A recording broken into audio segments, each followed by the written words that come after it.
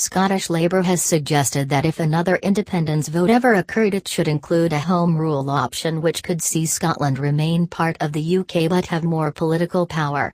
The concept is similar to Greenland, which was granted Home Rule from Denmark in 1979 and was seen as a stepping stone to achieving full independence.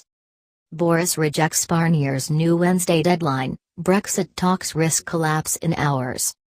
Greenland is responsible for the majority of policy areas, including policing, the judicial system, aviation, border controls, as well as financial regulation and supervision.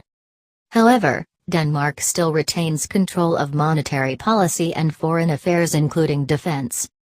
The concept was put forward by party leader Richard Leonard, who said it was very likely the party would support the inclusion of a third option on a ballot paper, which would give voters the chance to back more powers for Holyrood.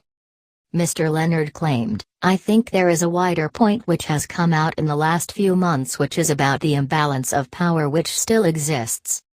We will use your email address only for sending you newsletters.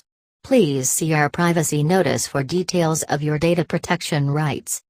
He argued the UK was still extremely centralised, claiming political power was focused around the City of London and around Westminster and Whitehall.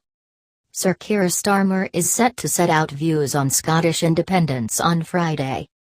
The latest poll undertaken by Ipsos Mori puts Scottish Labour third in the Holyrood race with 14% of constituency votes and 16% of regional list votes.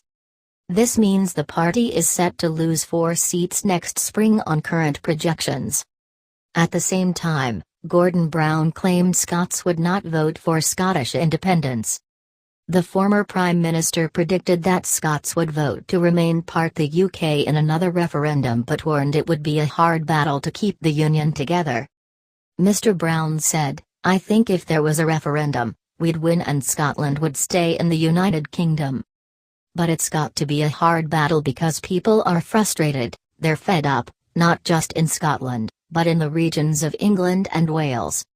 He argued there should not be another independence referendum next year amid the country's economic recovery from the pandemic, the vaccination rollout and any further waves of coronavirus. In response, SNP Deputy Leader Keith Brown MSP said, "Labour have been promising Home Rule for Scotland for more than a century. Even now, in the face of the most extreme Tory government in living memory, which is intent on ripping up the devolved settlement, they are still talking the same language.